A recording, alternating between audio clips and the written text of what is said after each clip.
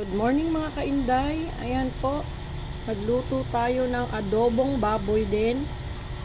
At yung ating sinigang na baboy kanina, ayan po, isang tambak na adobong baboy. Wow, mapaparami na naman ang kanin natin.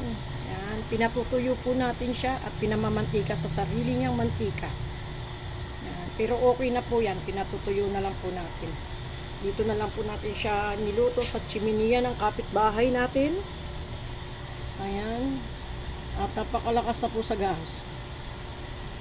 Ayan, kainday. Napakahilig mo kasi sa pagkain, kainday. Kaya ayan, saglit lang ang gasa iyo. Luto ng luto. Joke. May lang po. Kailangan natin magluto para mabuhay tayo mga kainday.